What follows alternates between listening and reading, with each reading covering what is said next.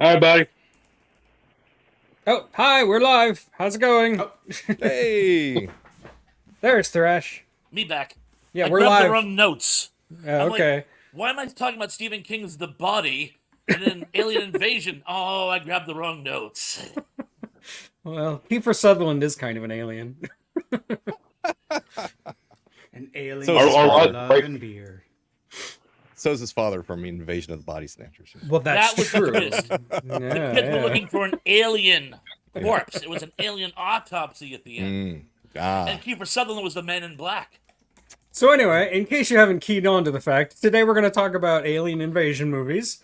I don't know about my guests, but I personally do not have a list because I know like a bajillion alien invasion movies, and I'm trusting myself to do this on the fly.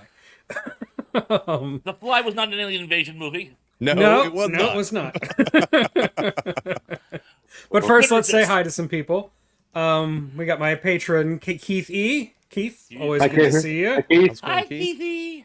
Another one of my patrons, Sean Hey, John. Innes, also here. Gone.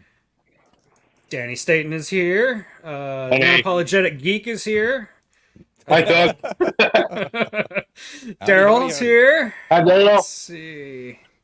And he's saying hi to everybody. Let's see. Oh, Tracy's here. Hi, Tracy. Hi, Tracy. Hola. Love you, Shabbat Tracy. Shalom. And let's see, John, patron and channel member, John. John. do. Who else? Too many notes. There's only so many notes the royal ear can hear. Cut it to you and it'll be perfect. Right. Hi, Andy Andy. Spotes, also a patron and channel member. Scott's here, of course. Hi, Scott. Anyway, like as usual, I will try to keep up with the comments. It's hard to do both that and host the show, so I will do my best. But I make no promises. And anyway, so like I said, we're gonna do alien invasion movies, and they can be any kind of alien invasion. It can be like the aliens are coming down from the sky and you can see them and all that, or it can be like a more subtle, like we just talked about, Invasion of the Body Snatchers. I'll try not to talk too much about Invasion of the Body Snatchers because me and Thrash have a whole episode on that. At least movie. one. Which version do you guys prefer? We talk about all four of them, but we, Okay, all right. Yeah, watch that video. Yeah. But anyway, let's go ahead and go around the group and discuss who we are and everything, words, things, hosting. Yes, you, Scott, next to me. Speak. Oh, yes. Hello. Sorry. Hey, I'm Scott, the bird watcher and dirt polisher from here to paternity. We did our stream yesterday where we talked about destroying your enemy, our cyber enemies, and that whole mindset. And then we also talked about I did an apology which Tug refused. I don't do that. Per brand. And we also talked about like our picks for the playoff games. And so yeah, we had a good time. So check that out on From Here to Paternity. Because as we YouTube all know, channel. Taylor Swift is going to win the Super Bowl. Yeah. Yes, of course. She already has. She will ruin it. We go into that like in a fun way. So yeah. All right, go ahead, Lance. I'm Lance. Hi. That's all I got. Awesome. Brad. Thrash. Me or D-Man? Me first? Oh, Yes, you okay. first. Sorry, D-Man, I was letting you go It's first. all good. I'm Thrash Pondo of the Pawns. I have my own YouTube channel. It's Thrash Pondo Pawns. And it's a nostalgia channel where I talk about all things entertainment, vintage sci-fi horror preferred. But I also do a lot with music and dad jokes and, well, pretty much anything anybody wants to talk about. So come check us out if you haven't already. Awesome. And I am Damien, also aka D-Man, and this behind me here is Morris. He is joining us again. The most he may important be- member of the yes, panel. he may be replaced by Mr. Pickles, who is running about right now with a thing of bubble wrap in his mouth. Anyway, that's the new kitten in the house. But I am another member of From Here to Paternity, and yes, go watch what we did for a live stream yesterday. It was entertaining. So, and back to you, Tug. Okay. One thing I want to say, Eric, before you get started, anybody that's watching this, please make sure that you like, subscribe, and share the stream, so that Tug gets the credit that is due to this man and all the hard work that he does. Yes. I appreciate that. Thank you. Especially since I just spent an entire week working on Solaris. That was really hard. The good one. Yes, the good version. It's so weird. Like I finished doing my Solaris video on the original Solaris, and then I decided, okay, I've done the video, now let's rewatch the remake, but just because. And I did, and somehow, okay, the original Solaris is like a 3-hour long Russian movie. It's very like methodical. Tarkovsky likes long shots of silence, and so it's really easy for somebody to find that really, really boring. But the remake with George Clooney in 2002 is only an hour and a half long, and to me it feels so much longer. It's so tedious. Yes. Anyway, that's not what we're here to talk about. We're here to talk about alien invasion, really. But that's not really an alien invasion. It's more of a human invasion. Yeah, we're invading aliens. Yeah. Hey, the tables have turned in that movie. Exactly. Want to say hi to John in Poughkeepsie? Is that that's how you pronounce it, right? Poughkeepsie? Hi, John. I'll say hi to Daryl since he said D-Man. Yeah, okay, cool. Just going through the comments real quick. I didn't miss you, Indy. No. How could we miss you? All right. Oh, Vim Vanderstrayton is here.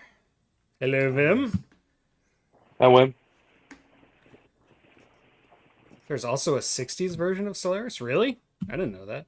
I didn't know that either. No rice at the Fox.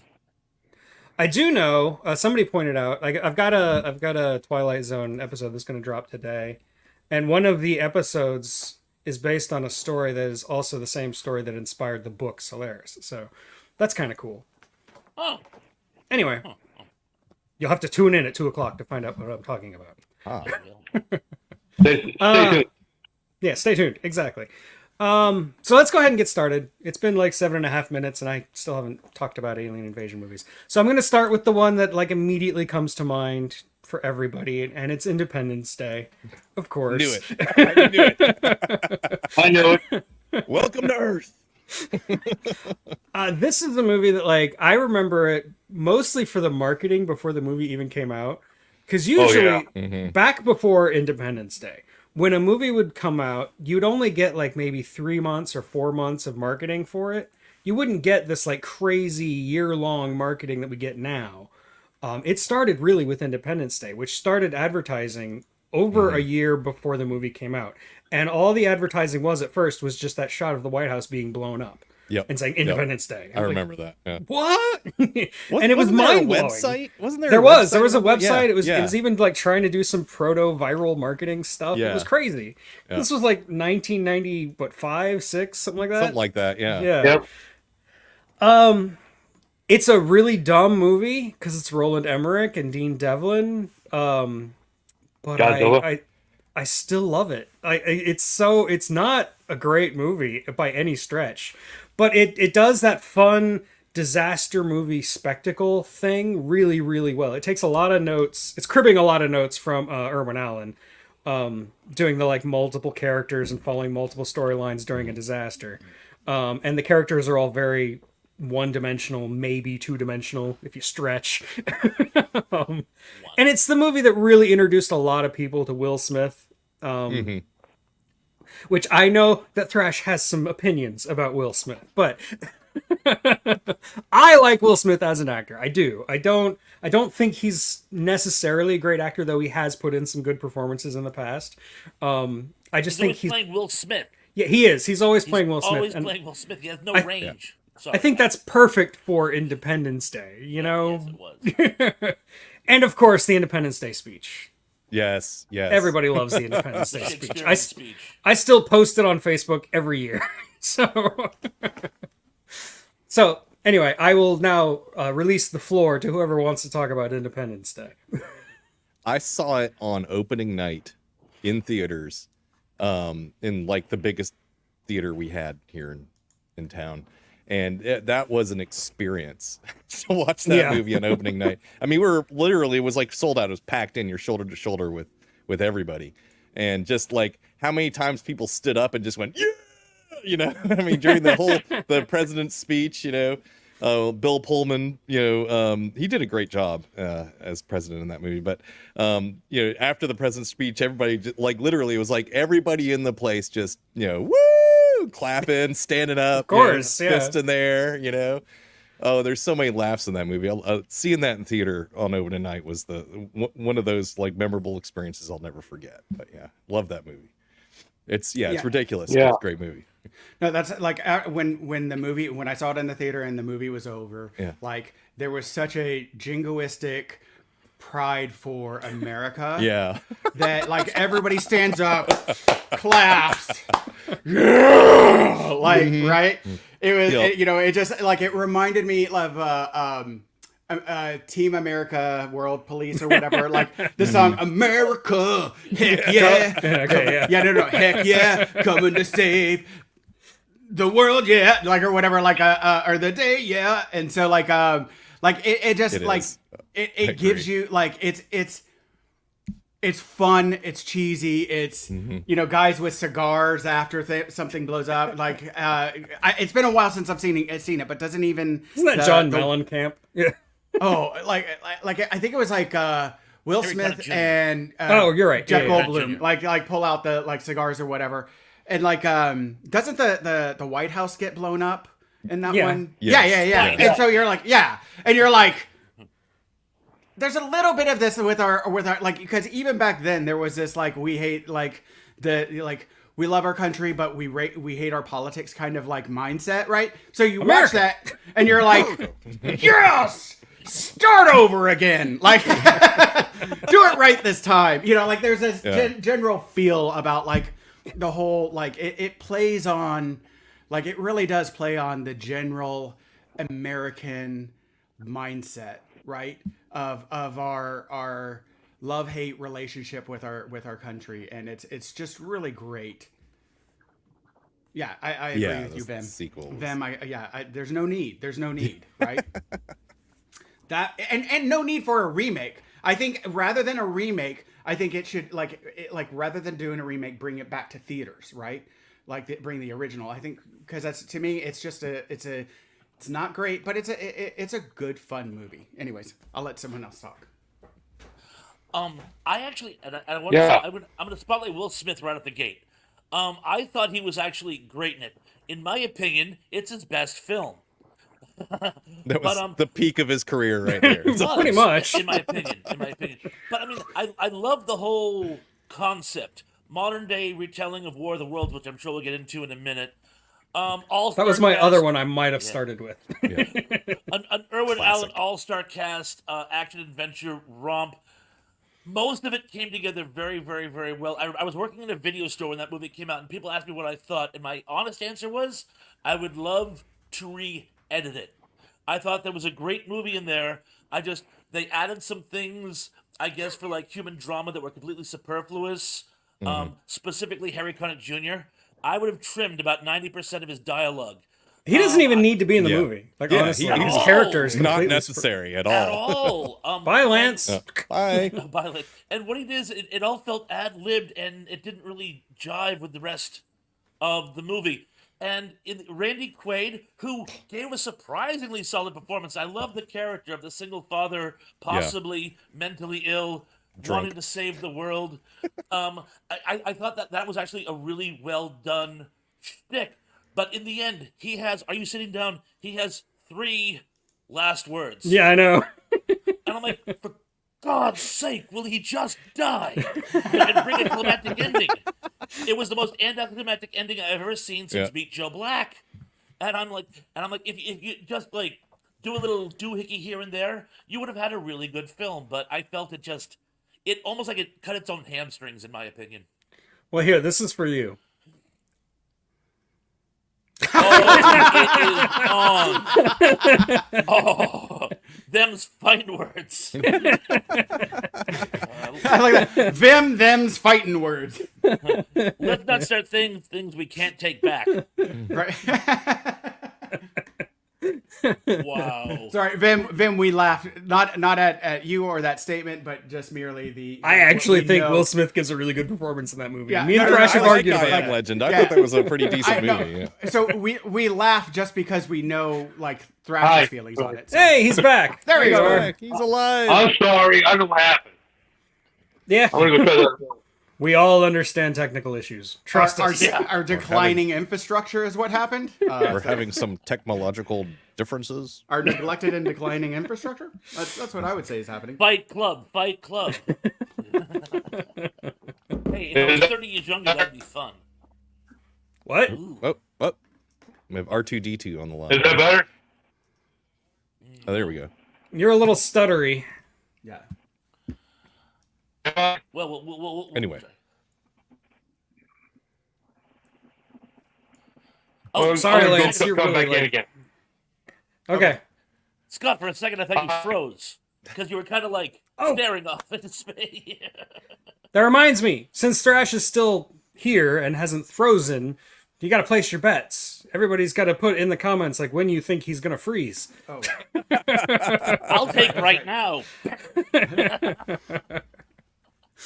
Can you vote on yourself? At 26 minutes and 8 seconds. That's what I'm calling.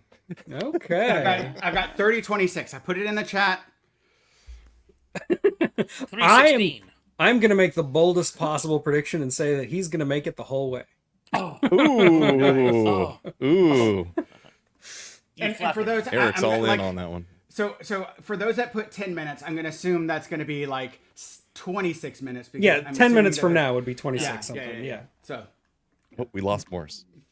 122 Oh, and no. not a second later.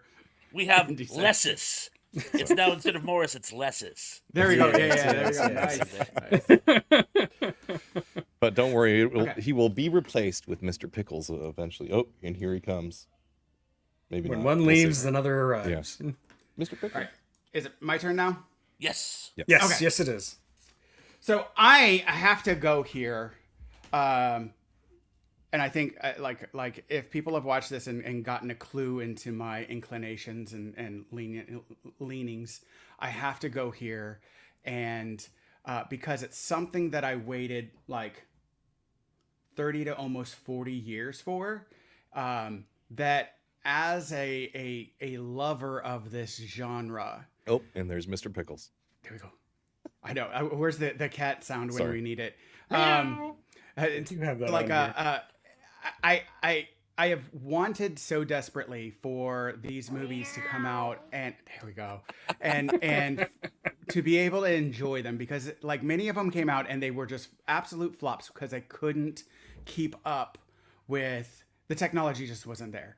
And I'm gonna go with the Avengers, because you finally had that's absolutely an invasion. No, it is. absolutely. It is, Yeah. I just had to It's- think about it for a second, but yeah, Yeah. totally. It's an alien invasion it's all movie, about sure. an alien invasion coming into, and we Half have to of the protect Marvel it. universe is an alien invasion movie in a way. Pretty much. Well, like not really. Like it's. You could say the our original universe. Thor is, but it's not really Thor, an yeah, invasion. Thor, yeah. But no, and so and to me, what was beautiful about it was people that didn't want to, right? That and it's and again, there's a little bit of a narcissism that goes along with like I can come and fix this, right? Like you of everyone have the ability to do this and no one else can. But they also do have some superpowers that other people don't. So there is as Spider-Man says, with great power comes great responsibility. And also like the true narcissist, like the most narcissistic of them all, Tony Stark, going to make a sacrifice that he does not know he will be able to come back, right? That to me is just such a shows such a concept of what leadership is, that y'all stay here and I'm gonna go like, and to me it means more because Captain America, you would expect this, right? That's just who he is. He did that once before, all that. But for Tony Stark to make that move and to take the nuke up, when Captain America would want to and couldn't, and for him to take the nuke up, to me was just, and guide that up, and like, to me was really awesome and was powerful. And so, you know, to me, I loved it. So anyways, and I'm glad that it did phenomenally in the theaters, because it showed just what great storytelling comics can be. Yeah, I think that was like the peak of the early MCU. Is like that was like its justification for existing, was that movie. Yeah. And it was fun. It was again, I mean, I would say it was a little bit more intelligent than Independence Day, but it's still the same kind of popcorn entertainment at its heart. And yeah, who doesn't love that? I mean, like, there are people who don't like the MCU, and that's fine. You don't have to like the MCU. Right. But like, I thought the Avengers was a genuine phenomenon. So I thought that was cool. That's a decent movie for sure. That's a good choice. Yeah. No. Okay. Hi, guys. Who's next? Oh, like the order got all messed up. Here, I think Lance is supposed to be next. Yep, there we go. I got one. Okay, go for it. I got one. Yeah. How about a deep cut called Strange Invaders? Ooh, good. Oh, wow. Yeah, that's a Oh, blast from the past. Let me look that one up. I've seen that. Yeah, I with think. It's like the with 80s, Paul right? Matt and Nancy Allen. Yeah. Yeah. I think he goes back to his hometown, he's a reporter, and they find out his hometown people have changed. I have seen that, but it's been forever. Oh my. That's like where everybody turns into like these like orbs or whatever. Yeah. Yeah. And they're like, I haven't seen it in a long time either. It's like a childhood they memory. rip off faces and they're aliens underneath and stuff. Yeah. I haven't seen that in years. Can't even remember most of I it. think that came out like 84. I think. Yeah. I think I saw it on TV at some point, like late at night. I don't remember, but yeah, interesting movie. I've never seen it, but it's got Almost Michael a mirror Lerner. image to and Diane Scarwood, I think her name is. Yeah, Diana Scarwood. Apparently, it also has Louise Fletcher in it. And Kai Wynn herself, or Nurse Ratched, if you prefer. And Kenneth Tobey. Wow. Really? Yeah, apparently he's in it too. Which is kind of cool, because Invasion of the Body Snatchers. Well, speaking of Spider-Man, sorry guys, I just happened to see this. I was watching Walker the other night, and I found Tobey Maguire on that show. Cool.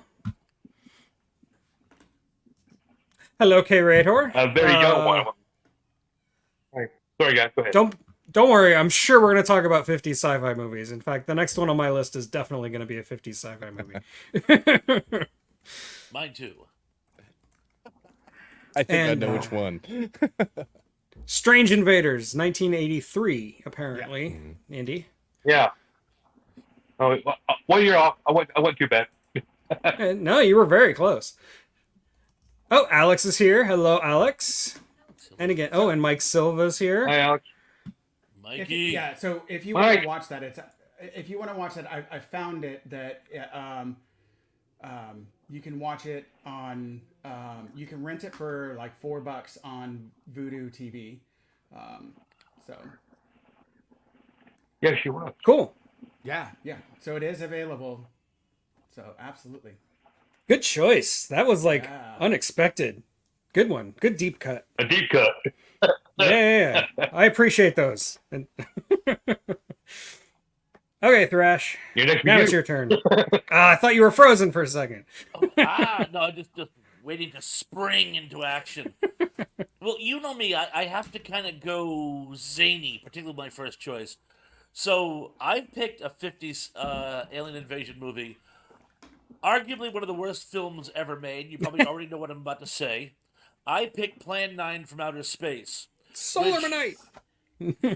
Vile, terrible as it is, on every level, yes, Ed Wood. It actually holds water as an alien invasion movie. In fact, if you get past the schlock, if you actually look at the context, it's actually pretty good.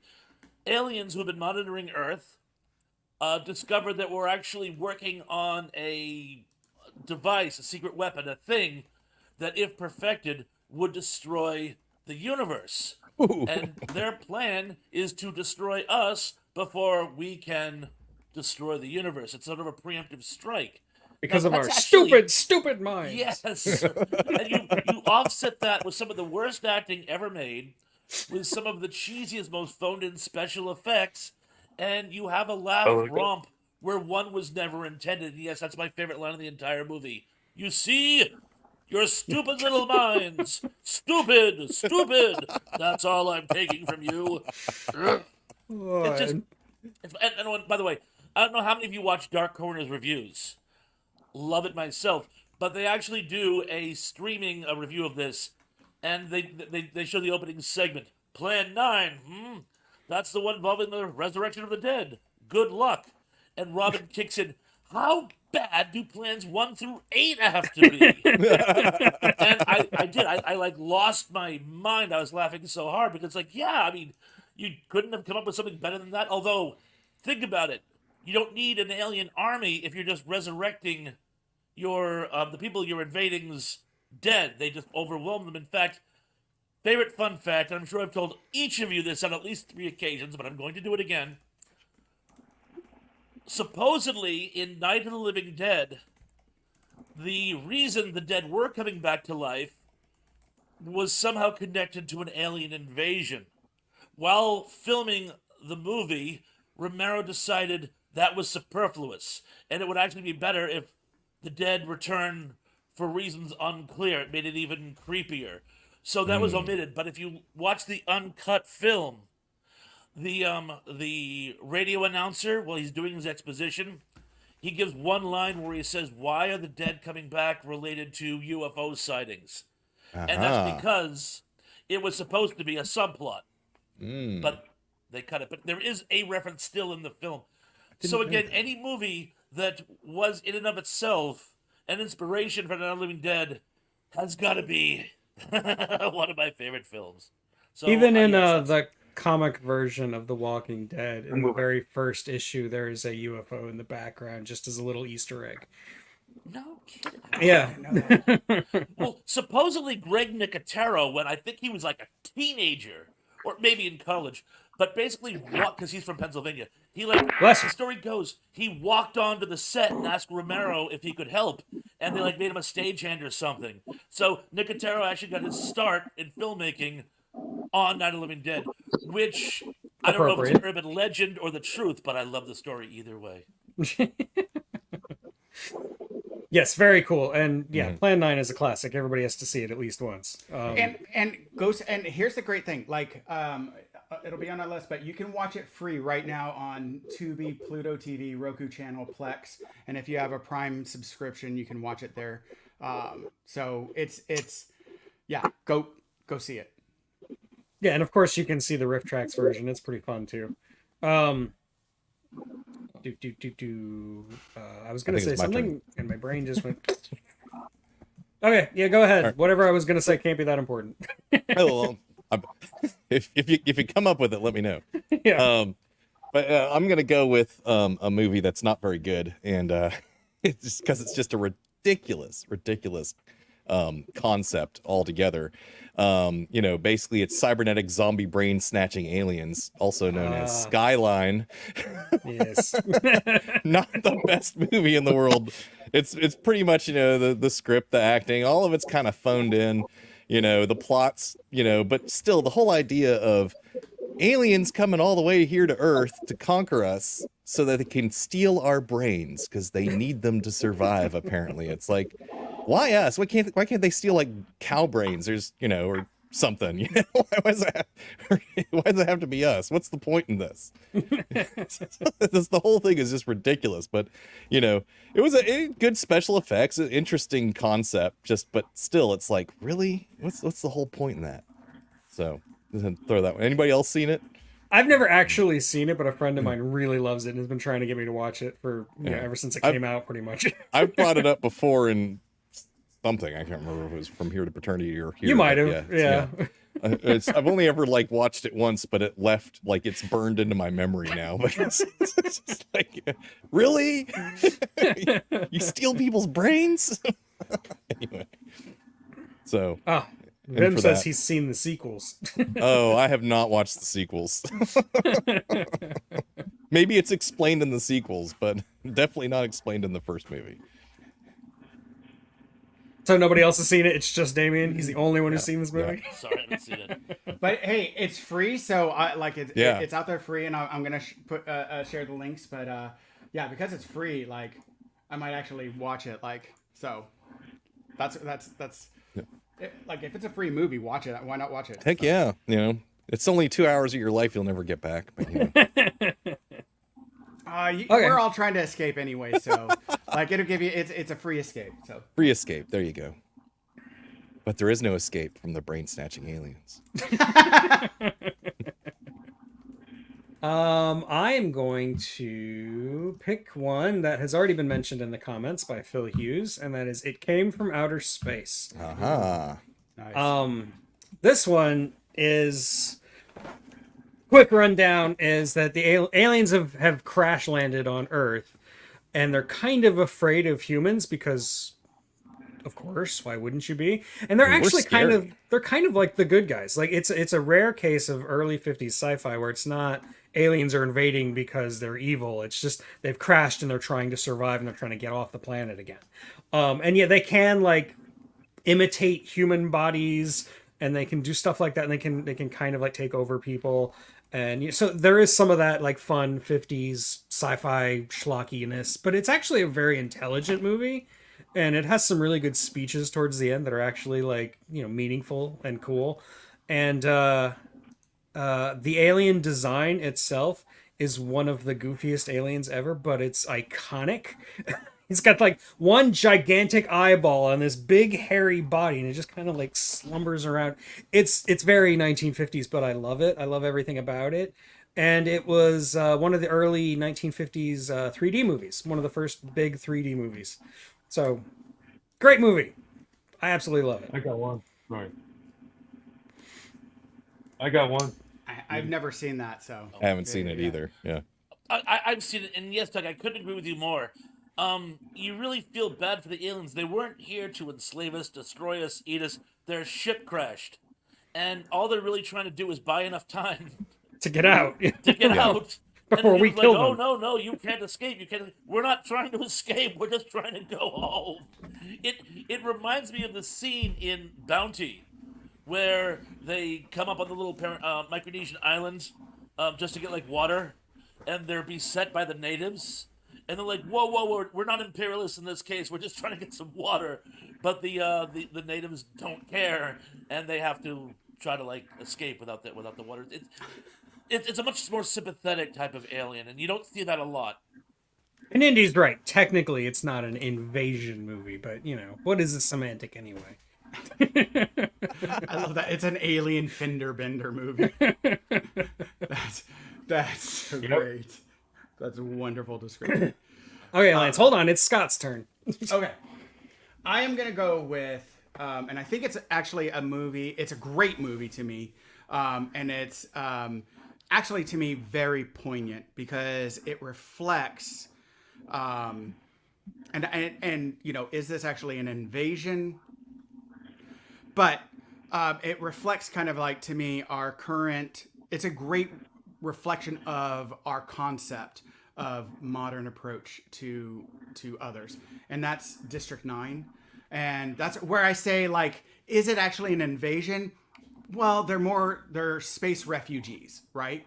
And they've been quarantined and like blocked off into one particular area, right? And being oppressed and everything. And I like, you know, when you look at all of the news with people in refugee situations, you know, one of my concerns is, you know, with the rising sea levels, that we're going to have mass refugee statuses across the world, and this is going to be a crisis. So reflecting on how we treat refugees and other people coming into our lands, our countries, right?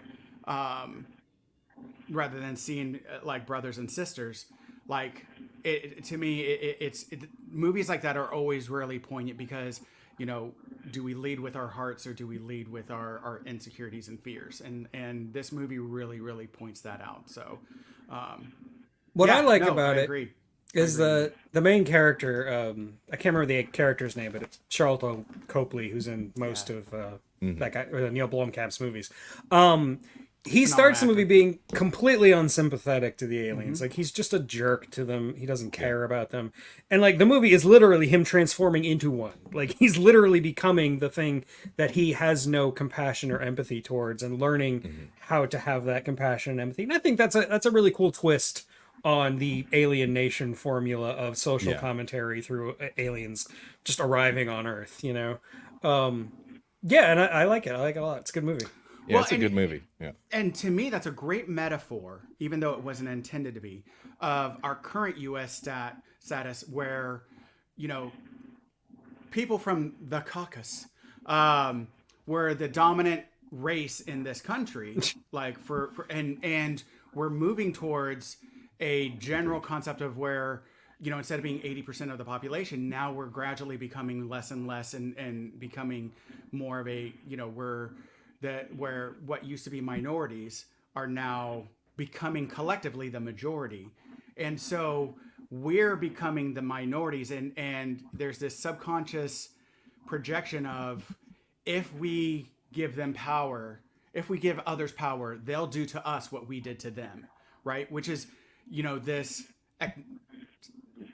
rather than a conscious frontal acceptance of what we've done and a call that we need to do better, that it's a subconscious recognition and a projection of our fears onto others that they'll be like us, right? And so for him getting into that, he actually sees that he becomes exactly or he has to face exactly what he was doing to others, right?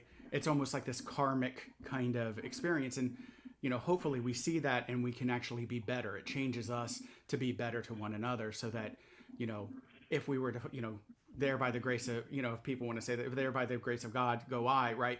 That if we fall into that situation, if we're showing that kindness, that hopefully others will show that kindness back to us. And I can really relate to the guy because I've been drunk and had to eat cat food before. So I understand. We all have. We've all been there. Yeah. Just sitting there eating cat food being like, wait, how did I get here? There are things that I did on the streets of New Orleans that I lost all self-respect and just gathered shame upon myself. So, I feel for him. We've all been there, Scott. I mean, we all have. Yeah, in fact, we were all there. Yeah. Thanks for taking one for the team, Scott. You got it, guys. What I liked about that movie, or what I found interesting, aside from the points already made, was the smart alien who I'm assuming was the captain or one of the crew or whatever, the guy that is trying to make the ship go. Yeah, the one who could actually. He was like an engineer. Yeah. Yeah. He you can tell he has disdain for the rest of the aliens that are there with him, because they're dumb and they're beneath him as kind of he sees it. But in the end, he actually has compassion for them and he sees what's going on and that they're getting dissected and killed and so on and so forth. And he's like, I got to go get help. So he goes and gets on the ship and tries to, heads off to go back to his, home planet to go get help for his people, And so I thought that was kind of interesting at the end there. So. And I love the point you made about the whole, plight of the refugee. I mean, a very interesting point about the rising water levels, because if you look at water level rising maps, it's not too tragic. I mean, there's still plenty of land left, even if the poles molted altogether. That being said, what is it? 75% of the U.S. population live on the coastlines. Yeah, something like that. So the part that we're going to lose is the part that we're losing the most. And these mass immigrations, I mean, minor immigrations don't go well. If you've ever read John Steinbeck, I mean, for crying out loud, they literally tried to encircle Oklahoma. States were putting border guards on the highways to try to keep the Okies from fleeing into their states, right? Just because they were starving. And these were our own people. I was going to say we're going to see some horrible migrations even within this our own country here. Going to see. In the early days of COVID, and I know they call this the post-COVID era, and it's not really post-COVID to me, but that's another story. In the early days, as you know, guys know, Massachusetts was hit very, very early on in the whole Michigots. I live on Cape Cod. Now, it was worse in the city, as it would be, or the more heavily populated parts of the state. Cape Cod is very sparsely populated. Some of the people, particularly the ones with summer homes, were going to say, well, I'll just go to the Cape and sit it off. Cape Codders were actually demanding that we close the bridges. We put state troopers on the bridges and not let people in because they'll be bringing the contagion. I'm like, this is a joke. You're not actually going to do this.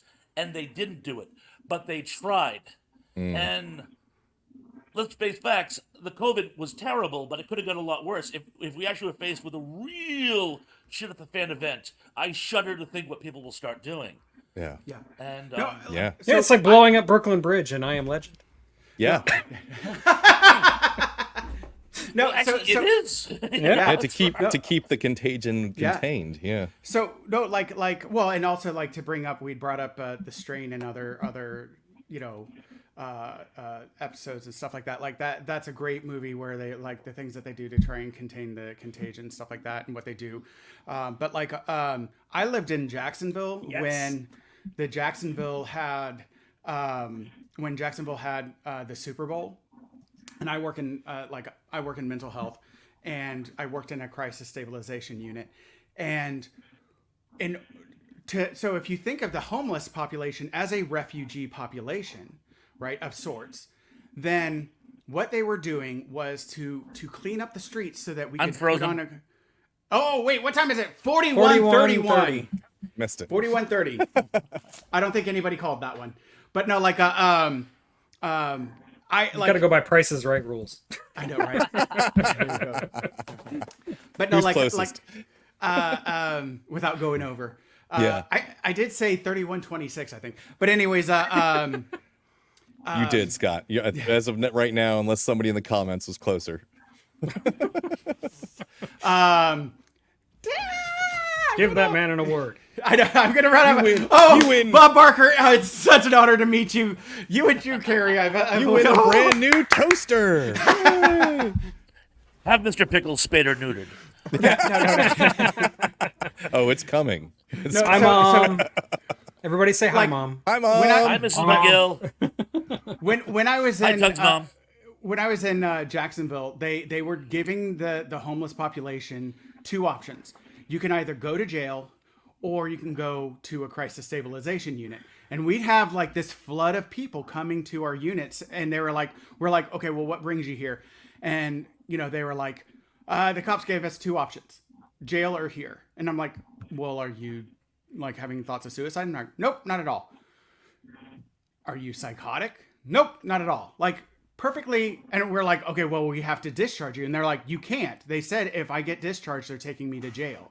And like, we had police officers and we were talking to them like, are you guys earnestly giving them these options? And they're like, this is what we were told. And we're like, they can't come here.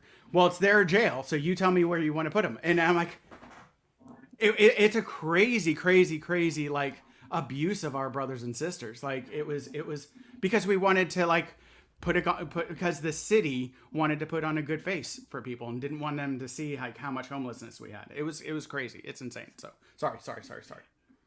Okay, Lance, it's your turn. Finally, at long last. Can you hear me? Yeah. Yep. Very well. Okay. How about the series? Say again. The series? V. Yeah. Oh, V. Oh, yeah, yeah. absolutely. Definitely Very good. counts. Yes. One of the Definitely best. counts. But the part that got me the best was when James Badger put that rat down her mouth. I went, oh my God. What Yeah. the Yeah. It's the first thing that always pops into my head when I think about that. Mine's always that- the baby birth, the alien baby birth. That one, it's in my brain. And it also had Robert England in it. Robert Yeah. England. It Yeah, does. Robert Englund. Yep. It does. That's actually what got him his start, really. And that movie just kind of scared me. I went, oh my God. Yeah, that whole series was excellent. Yeah, good cast in it too. Wow. Yeah, absolutely. And I know the TV series and the subsequent miniseries aren't looked on as positively, and they're not as good as the original miniseries, but I still like them. I still think they're fun and enjoyable. Yeah, I love V. I even liked the idea of the remake. It started strong, but very quickly fell apart. It just like almost instantly just turned into a dumpster fire. I have the entire series on DVD, like the I original, love- like all of the Yeah. different like years that they came out with it. Yeah. It's Yeah. good stuff. I've done a video on V, by the way. Yeah. Oh, I did. I might have to watch that. I Hey. didn't watch that. The remake had the girl from Deadpool in it. Yeah, Marina Baccarin, also from Yeah, yeah, Firefly. yeah. Oh and my Serenity. god. Yeah. I would, and Gotham, and I would absolutely take whatever pill that she wants. That's why it's totally convincing in the beginning. Then everybody's like, "Yes, we'll do whatever you say," because it's her. Yeah. I would too. Yeah. And it also had Supergirl from Smallville in it. Elizabeth The Mitchell. blonde alien girl that. Yeah. Wait. No. Yeah, yeah. Laura Vandervoot. Oh, really? Yep. Oh.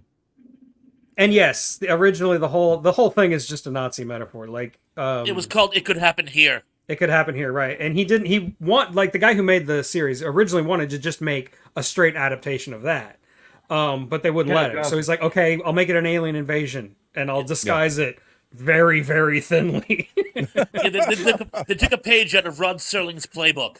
Exactly. Yeah. We won't fund a social commentary, but a sci-fi we can get behind. Exactly. And yeah, there's that Holocaust survivor who gives that speech about it's powerful stuff. It's good. For victory. Exactly. Tell your friends. And that actor was also a real Holocaust survivor. Yes, he was. The actor was a real Holocaust survivor. And that's, the most chilling thing of that is actually his grandson becomes a collaborator. And there's that scene where they're having I remember dinner, that. Yeah. and he just throws the drink in his grandson's face like, how dare you? It's powerful stuff.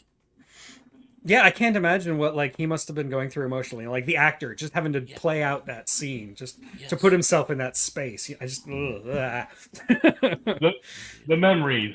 Exactly. The Holocaust. And yesterday was Holocaust Remembrance Day, by the way. So that's right. Yep. So that's a fitting choice, definitely. Wow. Yeah. So another good call. Okay, Thrash, it's your turn. It is? Oh, yes. I lost track. I'm sorry here. Let me find one. So we decided that the body is not an alien invasion movie. So, yeah. Okay, Even though Donald Sutherland is an alien, yes. Yeah. I'm gonna do this one. I know, really. We've already covered all that. I'm gonna, because I'm ashamed that it hasn't already been brought up. It's the alpha patient of the alien invasion film. It's H.G. Wells' War of the Worlds, the 1953 adaptation. The George Powell version. Exactly. Yes. Exactly. I love this movie. And particularly because one of the oddest things about H.G. Wells, for some reason his novels didn't translate well into film. They always had to be reworked to the point where they have only a marginal connection to the source material. And you couple that with the fact that they set it in modern day, well, modern for the time, the 1950s, as opposed to being a period piece. They do all this, and it's still one of the best alien invasion movies of all time. The practical effects, I still find impressive to this day. The acting is a bit melodramatic at times, but I think holds up well. The performances are great. I watched it again the other day out of sheer nostalgia value. And you know what? I enjoyed it as much now as I did when I first saw it when I was I think I was 11 years old. Yeah, I saw it when I was probably even younger. I was probably single digits the first time I saw it. And that's a movie that the sound design is really, really important. Like the sound of the actual tripods firing, that's seared in my brain. If I hear that sound anywhere, it's instantly think of War of the Worlds. Also, I really like how they updated the story thematically, because the original, not to get too deep, was about the H.G. Wells predicting the world wars that were about to happen. Like he knew stuff was about to go down. And that's what War of the Worlds was all about. It was about like the price you pay for colonialism, right? And then the movie comes out and it's after World War II, and instead of still being about the same thing, it's more about it's more of that nuclear panic. It's more about, you know, where do we go from here now that we have unleashed this monster, you know, like and yeah, it does end on a semi-religious note, which a lot of people who trying to white knight for H.G. Wells thinks that H.G. Wells would hate. But honestly, if you actually read the book, there is a lot of that religious stuff in the book, like in terms of basically God intervenes.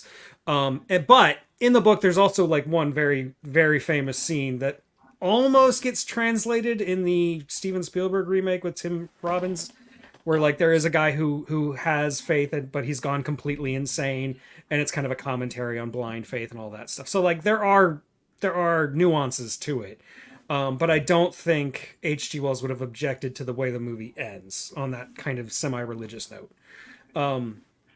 That's all I got to say. And I have a video on this movie. So Excellent movie. I think I saw it for the first time when I was like 11 or 12 or maybe even 10. I can't remember, but yeah. On VHS. It's been a while. Yeah. So, yeah. Oh, and I just want to point out, it has to be the 1953 version. I can't stand the Tom Cruise version. And there's an ambitious but low-budget one made with, I want to say C. Thomas Howell, which I believe is made for TV. And that's just, it's just not good. I saw where they were going with it, but it just didn't quite click. The best thing in that one, for those of you who haven't seen it, is Jake Busey plays a leader of a small company of soldiers, a depleted company of soldiers, he's kind of doing the whole general man thing, like we'll fight to the last man, and you're a scientist, so we'll protect you because you'll pull a rabbit out of a hat.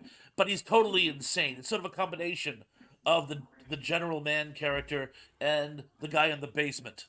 And I thought that almost worked, but not quite. Yeah, and like I also have a real hard time with the Steven Spielberg version. I remember really liking it when it first came out, and then like I rewatched it again, and I have no idea what I was thinking the first time, because it's almost unwatchable, especially because of, and it's not the actress's fault, because of Ellie Fanning just constantly screaming and whining the entire freaking movie. It makes it so hard to watch. And like, she's a great actress. She has become a fantastic actress. So I don't want to say anything bad about Ellie Fanning, but her character in that movie is just dead weight, and it's just fingernails on a chalkboard the whole time. Oh, it's so hard to watch. The effects were good. The effects were good, and I mean, some of the things that they brought in there were pretty decent in that movie, but yeah, overall, it wasn't great. Yeah.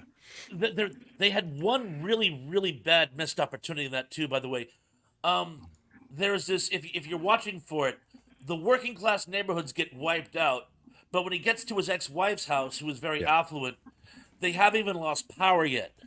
The idea being there is a disparity between classes in America, but they completely don't exploit that at all. In fact, there's, oh my God, I don't know if this was intentional, done as a joke, or just a plot hole in the story, but he's going through his box of supplies trying to find Dakota something to eat, and all he can find is peanut butter, and she has a peanut allergy, and he goes basket case, and like, I'm like, dude, there's a fridge right behind you. They haven't lost power. Get her something out of that. It's her mom's fridge. I guarantee you there's peanut-free stuff in there.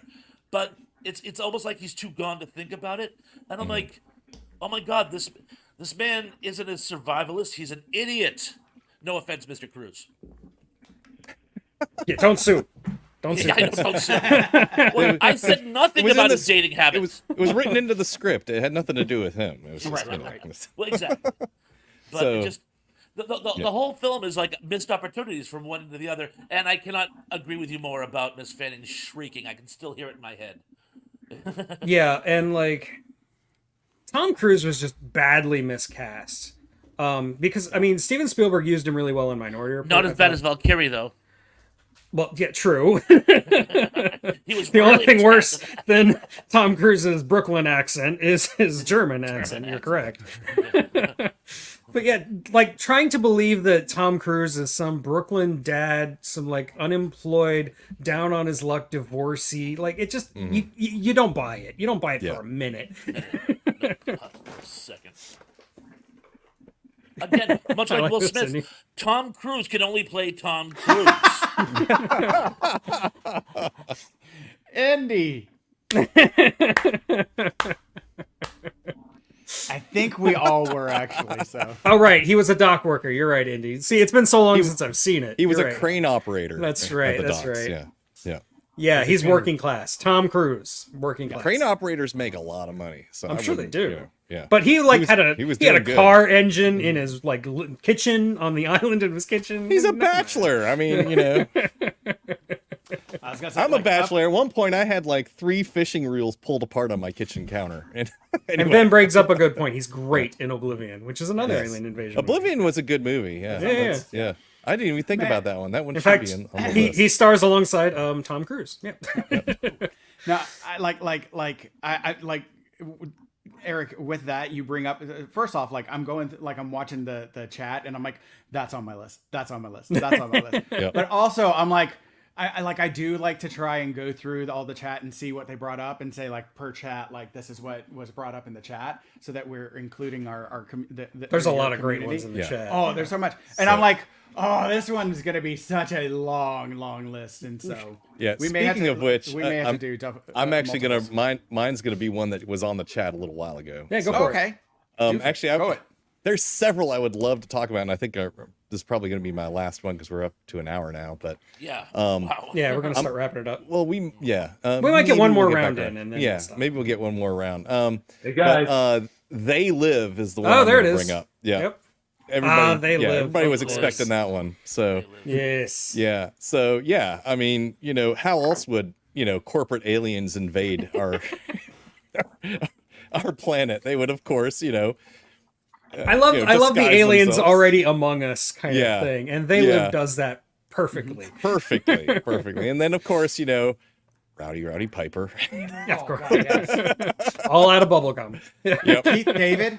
Yeah. Keith David. Exactly. Yeah. Yeah. Jesus, yeah. It's just excellent movie. Just from the fight scenes to the dialogue and the whole concept of the aliens already being here and they're the ones with the subliminal messages, telling us to consume and sleep and play and have sex and all that stuff, and meanwhile they're like living with us and working with us and having sex with us in that one scene. It's just I love how knowing now that I've done a video on it, but Yeah. I know all the behind the scenes stuff, knowing that every single alien that you see is played by the same guy. Like Really? every single one, even the female aliens are all the same guy. really, I I didn't know never knew that. that. That is the coolest. It's fun fact of fantastic. all time. So they just had Because- one person dress up in makeup and they shot all the scenes. for Yeah, that one he was person. actually the makeup designer, the guy who designed the makeup. And every time he was Oh. trying to personalize it for other actors, he Yeah. couldn't quite make it work right because he had originally designed it on himself just as a test. So he Yeah. just stuck with it. Yeah, He's like, okay, I'll do it. Fine. that's awesome. That's so cool. But yeah, the whole concept, working class stiff, stumbles into this and ends up being the one to bring it all down in the end. Yeah. Yeah. So, but and yeah, the fight scene, of course. Put on the glasses. Put on the damn glasses. At one point, that scene was in the Guinness Book of World Records. It was the longest Longest fight melee scene. combat scene in One-on-one film fight history. scene. Yeah. Yeah. Like 6.5 minutes, guys. something ridiculous. And I love that South Park, did a parody of it too. What's up, hey Lance? guys. Remember the scene where they had the robot up there flying around and this mom with the light Yeah. tattletales Yeah. the flying machine up there. Mom with the light Yeah. tattletales and shoots it down. Yep. Oh, And yes. like Scott was talking about earlier about how we treat the homeless. That's actually that's how the movie Yeah. got started. Yeah. John Carpenter saw a homeless camp being raided and Mm. he's like, this is terrible how we treat people who don't quite fit in. And he Mm. just designed the entire movie around that idea. So I Mm-hmm. mean that's really cool. That still happens. That still happens, yeah, to this day. Absolutely. Again, there's a group of homeless on Cape Cod, and what they do is they move around. They build these little shanty towns just outside of like Hyannis and stuff, and routinely they're found, and the cops go in and kick them out, and they have to set up shop somewhere else. But it doesn't solve the problem. All No, they it just do moves is it. Exactly. It's very sad. Making life worse for people who already have the worst, you know? Right. And yeah, like you said, it doesn't solve the problem. It just moves it so it's not our problem. It's someone else's problem. Yeah. Right? NIMBY. And so, yep, exactly. Right. Yep. So, Okay, I guess that means it's turn? my turn. I want to talk about Arrival. Yeah. Arrival to whom? Johnny Dean.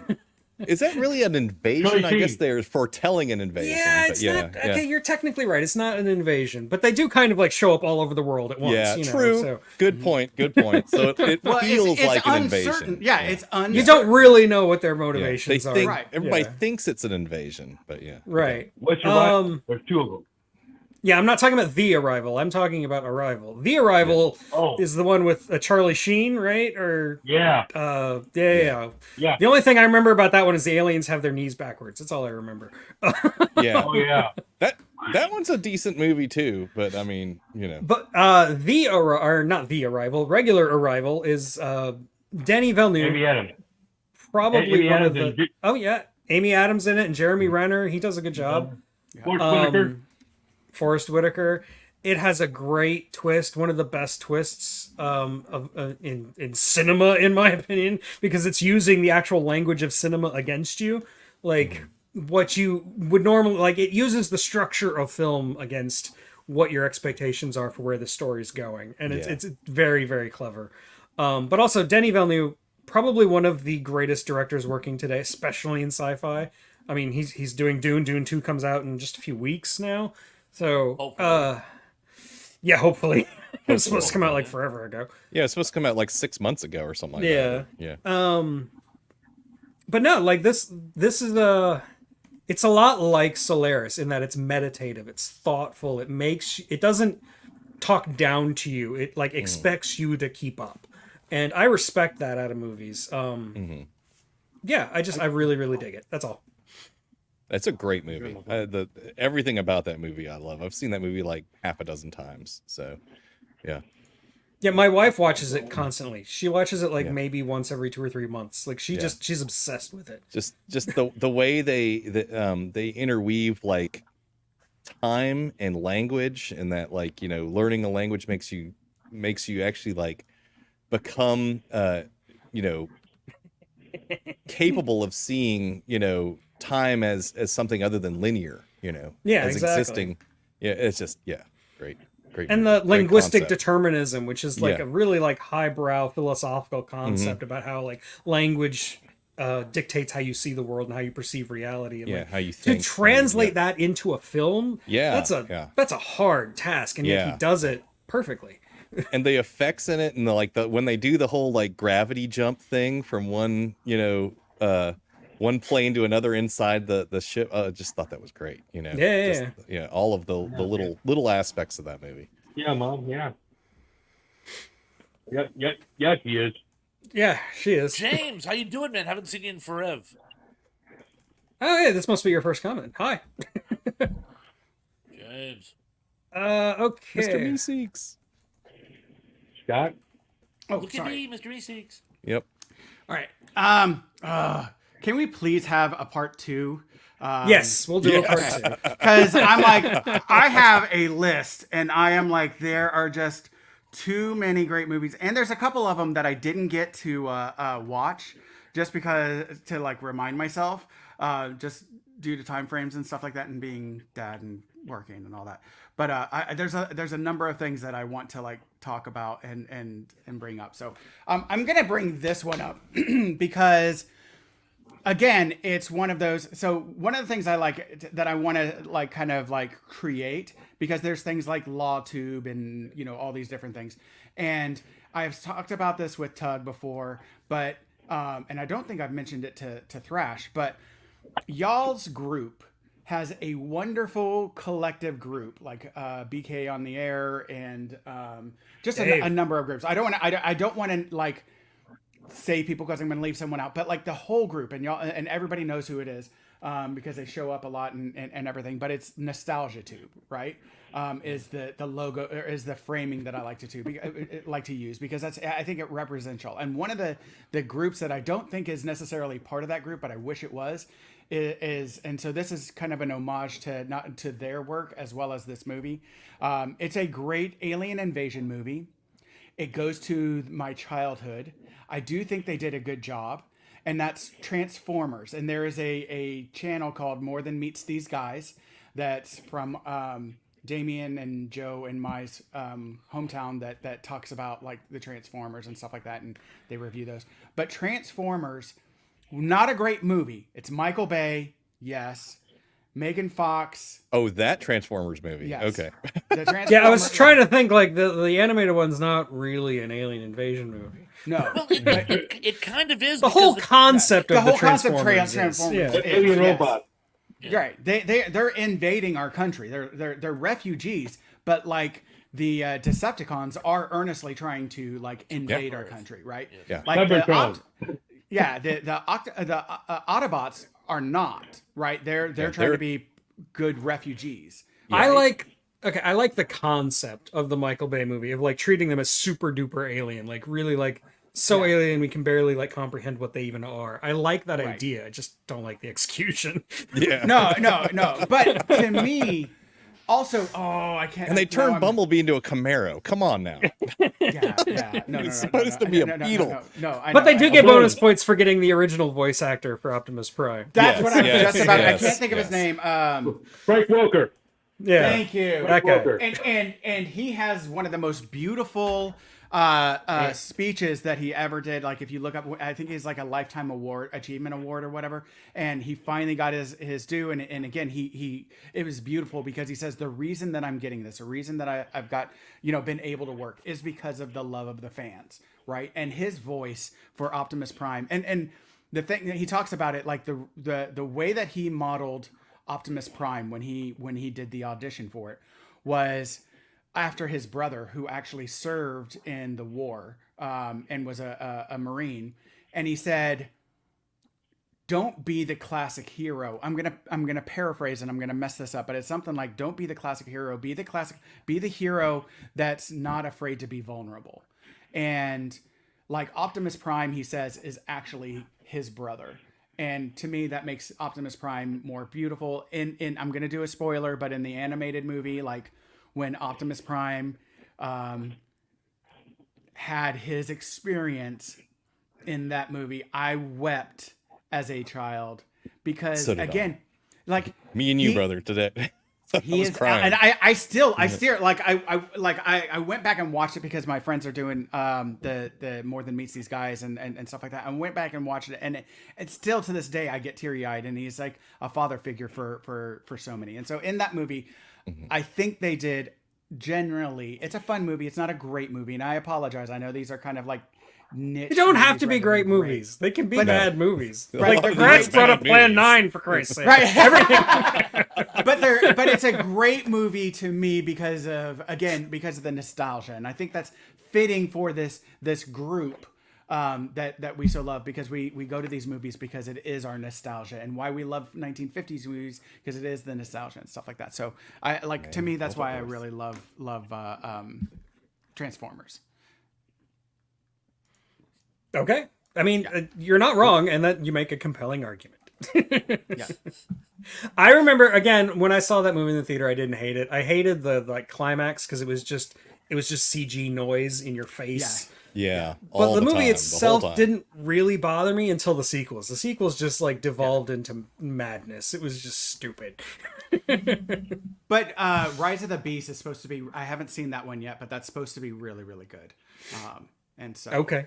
yeah, so that's they I think that. But again, I like again, my issue is Michael Bay relies on the action, and rather than writing a good story or making a good story, he relies on the special effects and the action to cover up the fact that he's a bad director and a bad storyteller. So, anyways. Okay, Lance, your turn. Well, I was gonna piggyback onto that. I heard down the road they're gonna do G.I. Joe and Transformers together. Yeah, that's the plan. Like they're trying to build Hasbro cinematic universe with Hasbro. Yeah, that's what I was trying to remember was Hasbro. Yeah, which I think is fun. Okay, I Go got- for it. Give it a try. Are they going to bring in the GoBots too? I mean, what else? No, that's not. That's a totally different thing. What are you talking about? Man? How about an old classic from the '80s called "Humanoids from the Deep"? What was That It's that? in the space. They come from the ocean, the water. Humanoids from the deep. I mean, that counts. If they come from the water, it still Doug counts. McClure and Vic Morrow is in that. Yeah, Vic Morrow, Doug McClure. Wow. It's a Corman I film. Google. You have to be kidding me because I Google. The first thing I did was put in humanoids, and that movie pops up, and I am like, what? Yep. Is it also called Monsters, or is that a different movie? Monster. No, It's so also he called was going to Monster the- in Europe. Yeah. Oh, okay, it is. Okay, Yeah. okay, I just wanted to make sure. All right. Oh, it's free on Yeah, Tubi. that yeah, it takes it from the space and they innovate from the ocean, the water, to come up to the surface, That's fun. and then what they want to do is reproduce with our women. They're trying to advance evolutionarily, and so they believe that if they can copulate with human women, their offspring will be closer to the next level of evolution. I love this description on Wikipedia. It's trying to update similarly plotted genre films from the 50s and 60s with the addition of graphic violence and nudity. Yes, Yeah, that's it in a nutshell. Roger because Corman, that's ladies what's and gentlemen. truly been missing from our movies. In fact, the story goes that when the movie was canned, Corman reviewed it and said, "No, you have to add scenes of more gratuitous sex and violence, so as to actually market it as a." Corman knew how to make money, man. Yeah, And it also, is. say whatever you want about Corman, but he started a lot of good careers. Huge. Yeah, tons of careers. And would you consider? I don't want to jump the gun or anything, but how about? Well, this will be my next one. Then skip me later. C.H.U.D. C.H.U.D. I think Chud would count. Sure. Yeah. Cannibalistic humanoid underground dwellers. Yeah. I do think anything like an They're alien not doesn't have to be saying from outer space. It can be from Right. anywhere. Yeah. Like it's the invasion aspect or whatever. Yeah, sure. With from the ocean or within. Oh yeah, and like Vim was bringing up like anything from Lovecraft, like the deep ones or the Well- old ones. Yeah. Funny you mentioned that. Oh, okay, go for it. I mean, I think I know what you're gonna pick. you certainly do. Okay. One of my favorite alien invasion movies, which of course was inspired by the works of Lovecraft, and that's the 1982 version of The Thing, adapted from John C. Campbell's Who Goes There. I love this movie. Speaking of Keith David is in it. Kurt Russell. Yep. Wilford Brimley, who steals the movie, in my Yeah. opinion. Yeah. He does. I agree. He, The Quick Rose he guy. really. Blair. Oh. Yeah, Quaker. Diabetes. Yeah. There you go. Can you let me is. back in? I'm There it better is. now. I'm better now. Can you let me back? that scene just haunted There it me. is. Yeah. Oh, And I love how like he's having this casual conversation and like right behind him is a noose just hanging from the rafter. I know. Which is indicative of how close they all are. You know, and it just I can't say enough about this movie. It's part body horror, it's part psychological thriller. It just all comes together.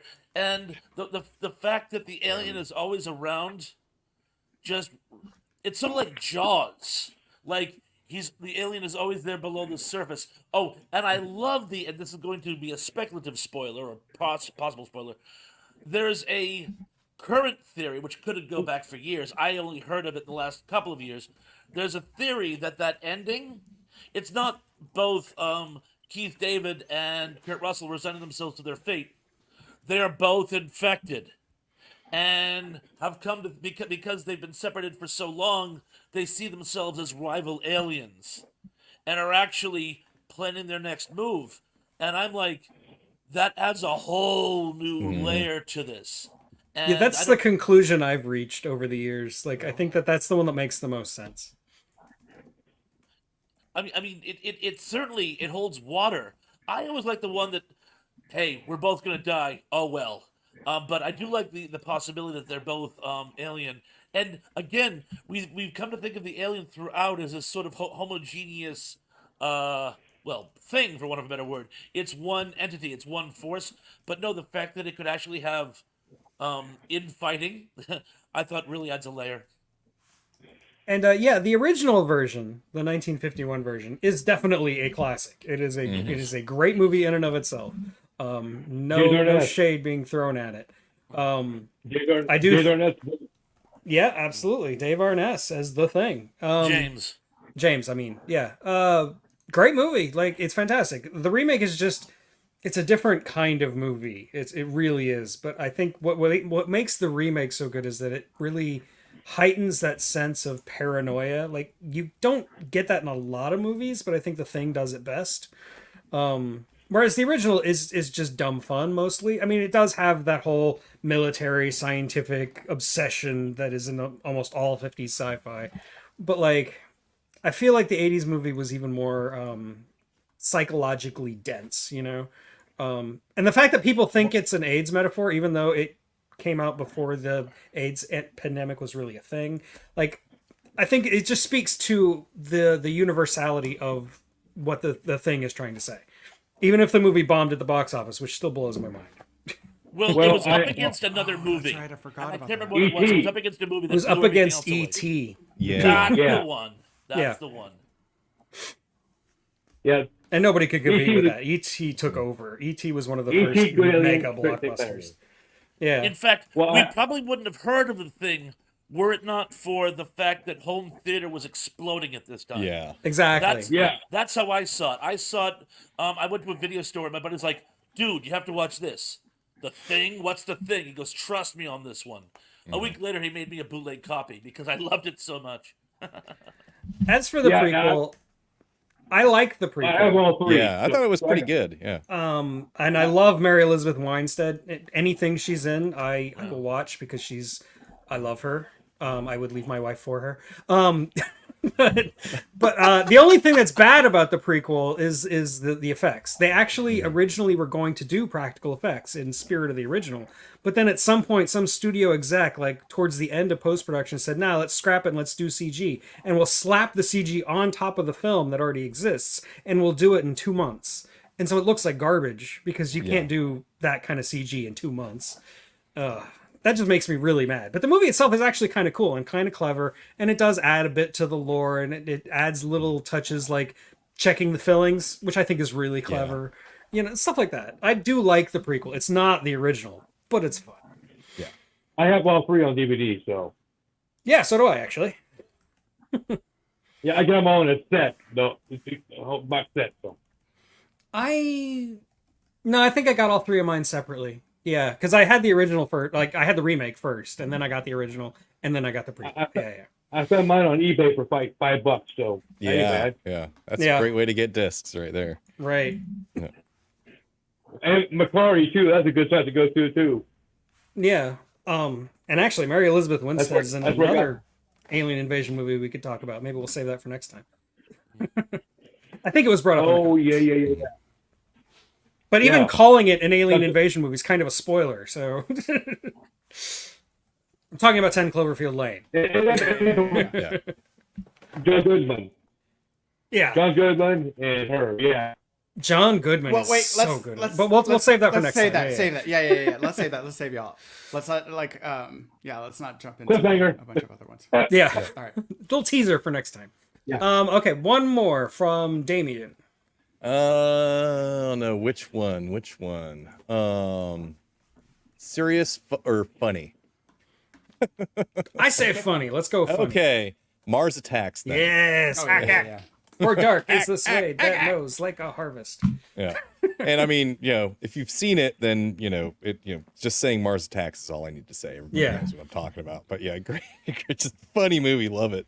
The effects are kind of cheesy, but I mean, when was it made, you know? So, but just the whole 1990? concept. What'd you say? Was it like 90, 91, 92, around there? It was like mid 90s, wasn't it? mid 90s. Oh, okay. 96, yeah. Yep. So Oh, I mean sorry, the sorry. CGI was kind of a little, you know, and that was what they relied on that heavily. They didn't do a whole lot of practical effects in that one, aside from some of the, I think some of the bigger items. But yeah, fun, just so funny. Just the whole idea of like everything the Martians do. And just the whole idea of them having like their brains exposed in these bubbles, things. And then like, you know, the oh God, the nuclear explosion where he like sucks it up. Anyway, all these visuals come to mind for that movie, but you know, and then the president being played by oh crap, Jack Nicholson. Jack Nicholson. That's right. Yeah. I was about to say the Joker, but Close enough. Jack Nicholson. And just the whole way, you know, they blow up Congress, they kill everyone in it, you know. It's just, it's I great. love that they Yeah. have this just ridiculous adolescent sense of humor. They Yes, take none of yes. what they're doing seriously as they're blowing up the world. You know, it's They're just it's so having good. fun. They're running Yeah. around blowing everything up. Yeah. And then yodeling is the thing that ends That up, kills you know. them, right? Yeah. Yeah, Oh from, God. what is it? The lounge singer from the Wayne Newton. It's Wayne Newton. Oh, yeah, Wayne Newton. Yeah. Right. Yeah. And the whole Bless thing your is heart. done as an homage to these like wacky kids trading cards. Yeah, And, the and I think Topps that's why cards. the hokey effects work, because Yep. it's supposed to look like outrageous animated trading cards from back in the day. But also, it's a great homage to the 1950s and Huge. alien invasion, right? Like, Yes, so it's yes. a comedy, but it's also an homage out of respect.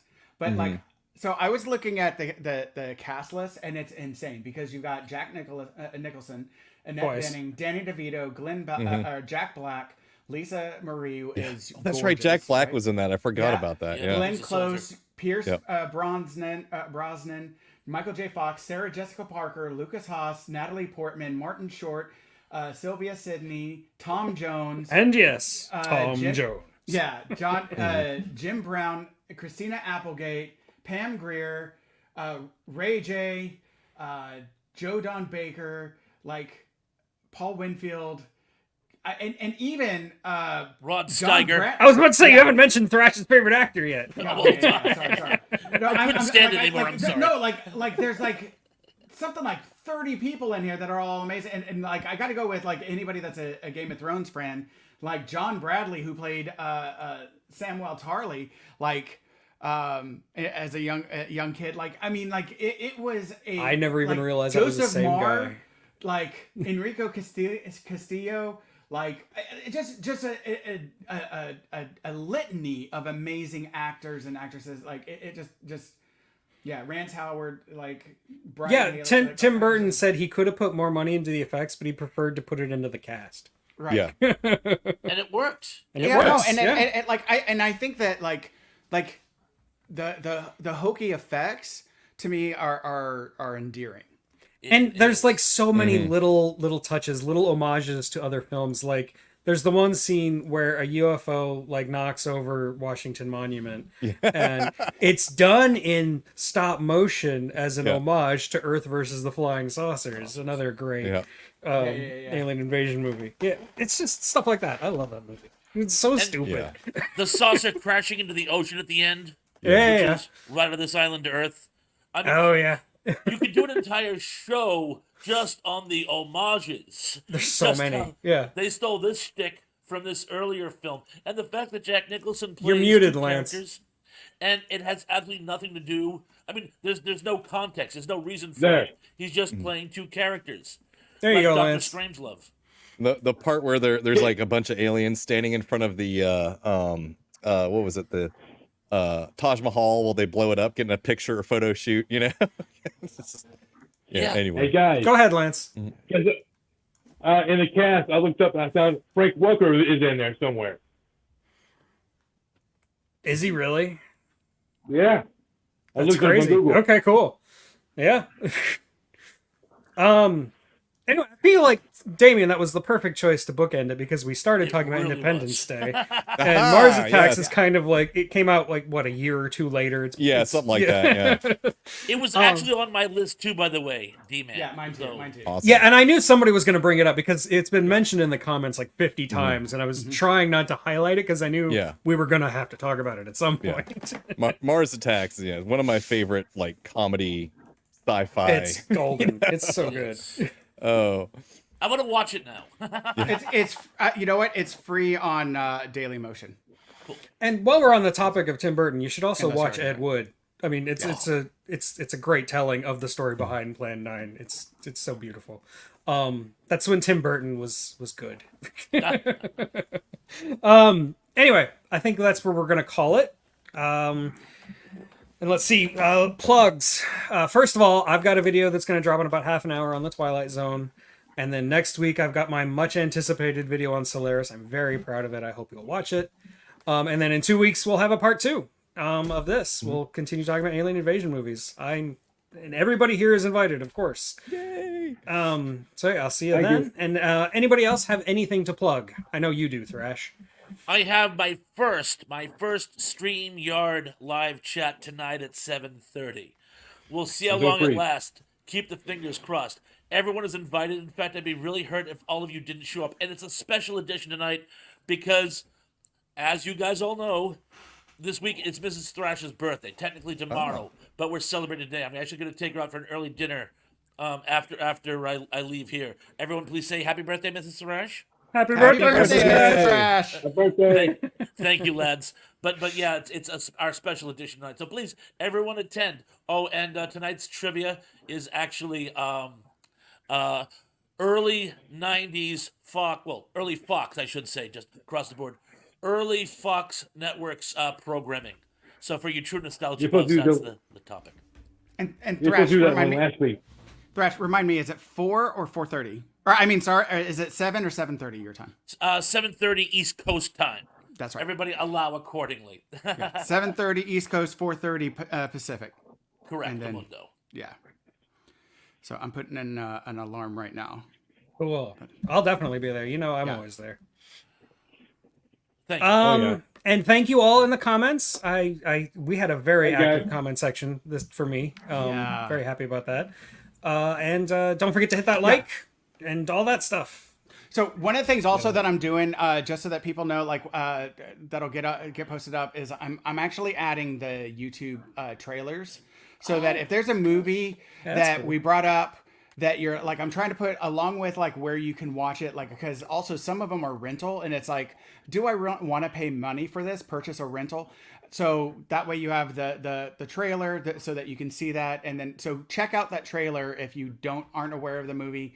But check out the trailer. They're on YouTube, and then also if you do that, it helps. It might help Tug's algorithm. That if you're watching this and then going into like onto the YouTube trailers, that his shows are keeping people on YouTube theoretically, and so like that would help out too. So whatever you can do to help out Thrash, Tug, like and also not next week, but the week after we're gonna be doing another From Here to Paternity. I'm not sure what our topic's gonna be yet, but again, It'll be profane and offensive, I'm sure. Yeah, I'm sure. absolutely. Yes. As per usual. Well, But these days, how also can you deep not and be? insightful. Like, what was it? The week before or 2 weeks before the stream before, and it's all under live. If you want to go back, it's under our live tabs. But the previous one was about resolutions, New Year's resolutions. I wish is it was there about value to them? revolutions. I know, right? Oh, there's always a hint of like revolutionary discussion in our conversation. I'm a Jeffersonian, damn it. Yeah, and so like yeah, so like like if you go to the previous one, we talk about resolutions, are their values, and we try to bring some like quality insight along with our debauchery, and so Okay, so anyway, all right, Bye, guys. bye. Ciao for now. all right, much love, y'all. Hasta la vista. Peace. Bye, guys.